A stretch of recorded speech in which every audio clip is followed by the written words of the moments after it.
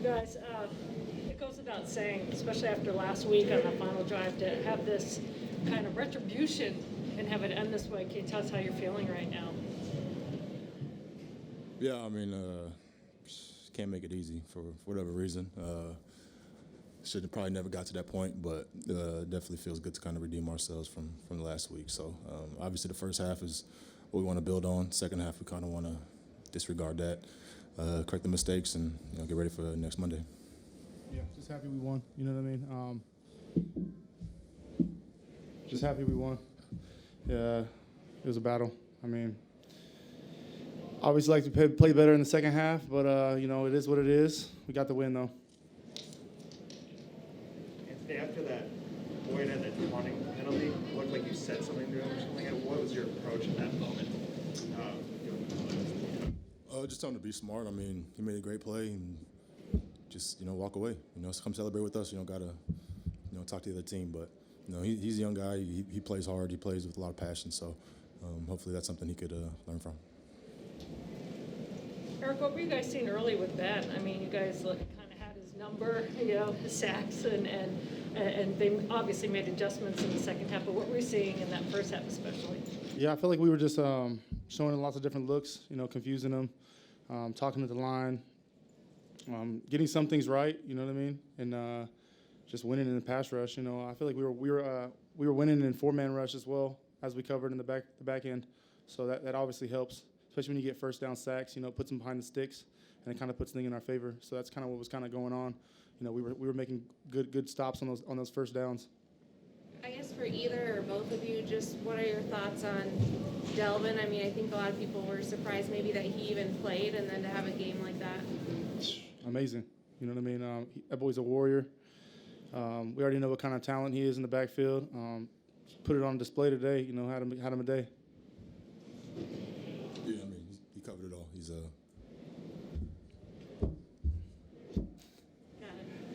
Eric, what's it like sacking Roethlisberger? It seems like he's still pretty tough. Man, it's hard. He's so big. Growing up, that was my favorite quarterback. I remember when he played in the Super Bowl, he had a 10 advisor. I thought that was tight. So it was pretty cool that I got to sack him today. But yeah, he's big. It was kind of difficult. I think someone on social media said it was like sacking a refrigerator. It was just hard to get my arms around him. I try to put all my weight into him.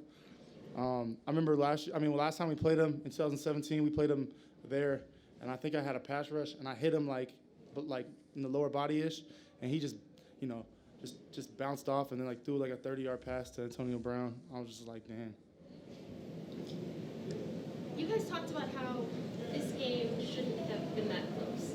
Can you just describe the frustration that goes into these tight losses that you guys have had, and then to have that defensive stop at the end multiple times you guys stopped him? Yeah, I mean, they're obviously a playoff caliber team. They weren't going to just lay down in the second half. We understood that, but they seemed to make those one-on-one catches throughout the game, and a couple of turnovers in offense, and kind of sparked them. So I don't think we did anything all that different. They just kind of made their plays, and it is frustrating, having to come down to the last second. Taking a few years off my life definitely this season, but it's good to be on this other side of a close one. Yeah, I feel like they had 3 balls that were could have been either the defenders or the receivers, but obviously the tie goes to the offense. But yeah, we just got to keep battling.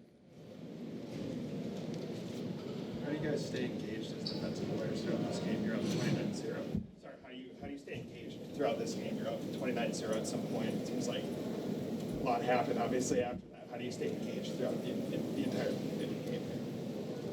I think those are the fun games, really. When you know that any moment it's my chance. They're letting guys run free, and the quarterback might throw you one. Those are the games that you like to be part of, because we haven't really been in those positions too much this season where we're shutting out a team in the first half. I think it motivates us to continue playing. I don't think it's caused us to play down to our not competition, but to the level of the opponent at the time. I know it doesn't always mean much to you guys, but all the chatter about, winning on prime time and big stage, and to do that, when you get in the locker room, right? Well, how do you guys feel about that? What do you say? I mean, I just feel like, as a kid, obviously we wanted to play in these games, but just showing up to the stadium, having that energy pregame, you're gonna play in front of everybody, you're gonna play on Thursday night. It's exciting, I still get excited, still enjoy it. So I just try to, live in the moment and just have fun. A lot of those blitz looks in the first half came home. Was there something you saw in film that let you know that those blitzes might be a little bit more successful today? I just think they had some miscommunication up front. I know the crowd probably played a flag factor, and for whatever reason, I think they had Max Pro one time and they let Sheldon free. So, stuff like that is, I don't know if it's so much scheme as it is, just opponent just kind of shooting themselves in the foot.